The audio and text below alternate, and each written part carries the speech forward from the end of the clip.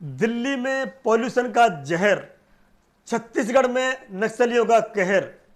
छत्तीसगढ़ की first phase में बस्तर संभाग और राजनांदगांव सहित 20 सीटों पर हुए चुनाव यानी मतदान में कितने प्रतिशत मतदान हुआ, कितने वोटर हैं, युवा वोटरों के लिए पीएम मोदी ने क्या ट्वीट किया, कौन सी जाति किस पार्टी की तरफ कितना झुकाव है और किस एरिया में किस पार्टी का दबदबा है, नक्सली प्रभावित एरिया में क्या और कैसा रहा मतदान। साथ ही बात करेंगे 2018 में क्या स्थिति रही थी, बीजेपी और कांग्रेस की कितनी सीटें पाई थी। अंत में हम बात करें जो छठवां बिंदु है हमारा, ऑनलाइन ऐप महादेव के द्वारा सीएम भूपेश बघेल पर लगाए गए करोड़ों रुपए के आरोपों के बीच में कैसा रहा है मतदान। द पिलर के लिए मैं राजू सिंह सोलंकी। हम आज चर्चा करेंगे 9 बजे से लेकर के 5 बजे तक कैसे रहा मतदान, एससी एसटी ओबीसी जनरल की कितनी सीटें हैं, किसको कितने प्रतिशत वोट सीट रिजर्व हैं। हम बात करेंगे विधानसभा 2023 के लिए कितने प्रत्याशी थे। यहां शुरुआत करते हैं हम। 20 विधानसभा सीटों के लिए चुनाव है आज। 90 में से 20 90 सीटों में से 20 विधानसभा सीटों के लिए मतदान हुआ है। इसमें 223 प्रत्याशी हैं, 5304 पोलिंग बूथ हैं। ये स्थिति है पहले चरण के चुनाव की। और बस्तर और राजनांदगांव जो नक्सलाइट एरिया है वहाँ पे क्या क्या घटना घटी है, कौन कौन सी विचलित करने वाली फोटो हैं वो हम आपको दिखाएंगे।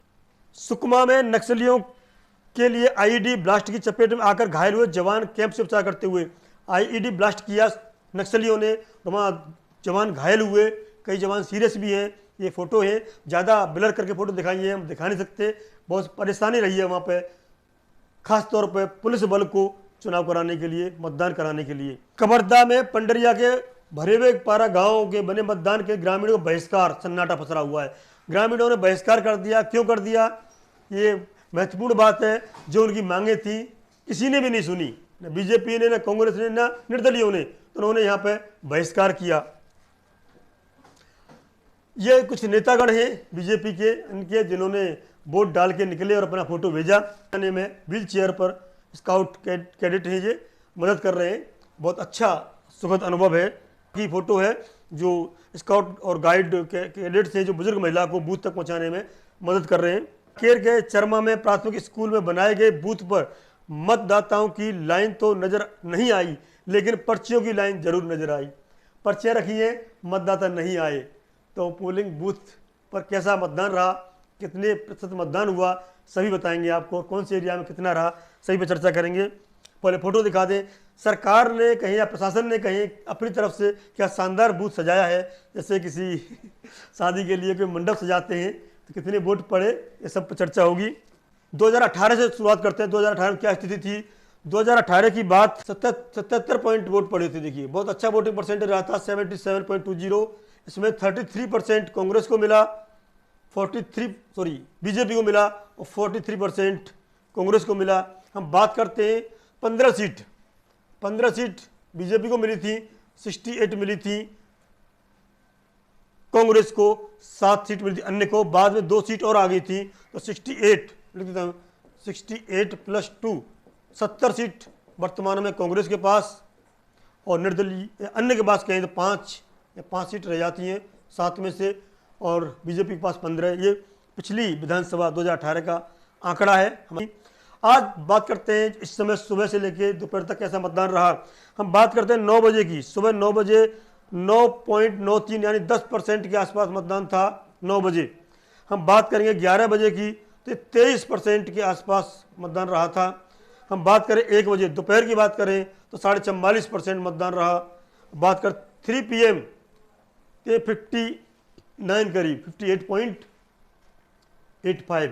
हम बात करते हैं शाम को अंतिम मतदान की 69.87 या करीब करीब बात करें 70%।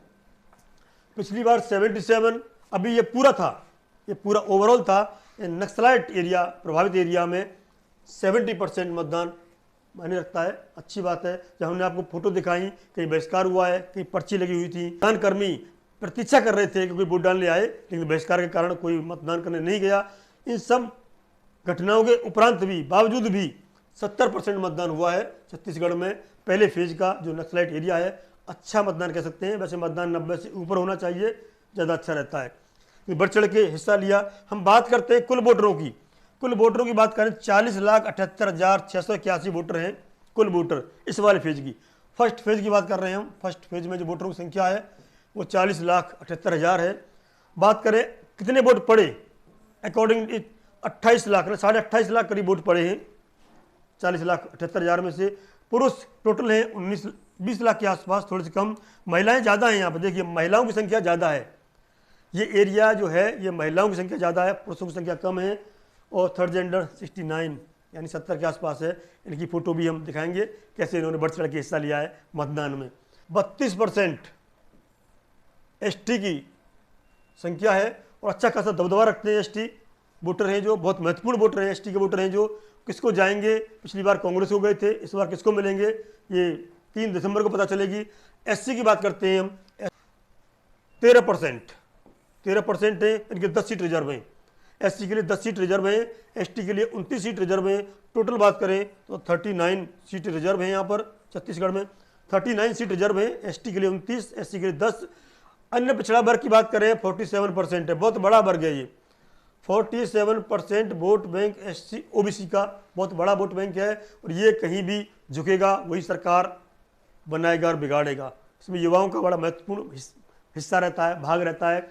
ओबीसी के हों या एसटी एसटी के हों या जनरल के हों, जहाँ युवा जाता है ज़्यादातर मतदान या सरकारें वही बनती हैं। तो एसटी का बड़ा अच्छा है, 32% बहुत वोट होते हैं। ये पिछले वर्ग के बाद नंबर 2 पे आते हैं। और जनरल सीट की बात करें तो 51 सीट जनरल हैं। और जनरल सीटें किसको ज़्यादा मिलेंगी, पिछली बार कांग्रेस को मिली थी। और बात एससी एसटी की करें तो एसटी वोट मिले थे पहले, कांग्रेस को मिले थे, अधिकतर सीट मिली थी। एससी की बात करें तो बीजेपी को ज़्यादा वोट मिले थे या सीट मिली थी एससी की। इस बार कहाँ ऊँट किस करवट बैठेगा 3 दिसंबर को पता चलेगा। लेकिन अभी तक जो बात आई है 47% ओबीसी की बात करते हैं हम, 47% ओबीसी है। तो इसमें 95 जातियाँ हैं, 95 जातियाँ हैं कितने में, 47% में, दूनी है। सबसे ज़्यादा इसमें साहू समाज है। साहू समाज 12% है, बहुत बड़ा वर्ग है। जैसे यूपी में यादव समाज है, बिहार में यादव समाज है। छत्तीसगढ़ की बात करें हम तो 12% साहू समाज है, 9% यादव हैं, काफ़ी बड़ी संख्या है। और 5% कुर्मी, निषाद और मरार हैं। बघेल ओबीसी में आते हैं, जो कांग्रेस के वर्तमान में मुख्यमंत्री हैं, इसलिए उनको लगता है कि ये जो वोट बैंक है 47%, इसका मुझे लाभ मिलेगा, ऐसा उनका मानना है। और एसटी का तो कांग्रेस ने बड़ा, राहुल गांधी हो या प्रियंका गांधी हो, पूरा जोर लगाया है। यही बता दूं मैं, प्रधानमंत्री मोदी ने पूरी ताकत झोंकी है और पूरा प्रयास किया गया है, खासतौर पर युवाओं में जोश भरने का प्रयास किया गया है कि बीजेपी को वोट डालें। पहले फेज की वोट के लिए उन्हें शुभकामनाएं दी हैं जो पहली बार वोट डालने गए, और ट्वीट किया है उन्होंने। इससे ये संकेत जाता है कहीं ना कहीं युवाओं को प्रभावित करने के लिए उन्होंने जो हो सकता है कह सकते हैं या आह्वान कर सकते हैं उस तरह से किया है। और सबसे अच्छा माध्यम है सोशल मीडिया, ट्विटर, इसे आजकल एक्स कहते हैं। तो ये हमारा एक आंकलन था दिल्ली में पॉल्यूशन और छत्तीसगढ़ में नक्सलियों का जो कहर है उसके हिसाब से क्या सारा मतदान 20 सीटों के लिए मतदान हुआ था। सीट 90 में से मतदान था, पहला फेज था ये, फर्स्ट फेज 20 सीट। इसमें कितने प्रतिशत मतदान हुआ, 70% करीब मतदान हुआ बात करें हम तो। और युवाओं वोटरों की बात बताइए आपको, कौन सी जाति कितने % है, सामने सारा बता दिया। और 2018 का आंकड़ा सारा बताया था आपको। ऑनलाइन जो भूपेश बघेल को आरोप लगा है ये 506 करोड़ की जो इन्होंने रिश्वत ली है, ये बड़ा आरोप है। इसके बीच वोटिंग हो रही है और कई आरोप बीजेपी पर कांग्रेस ने लगाए हैं कि इस तरह के मुद्दे उछालते हैं चुनाव टाइम में। इन सब आरोप प्रत्यारोपों के बीच में मतदान क्या रहेगा 3 दिसंबर को पता चलेगी। बने रहिए द पिलर के साथ। नमस्कार, जय हिंद, जय भारत।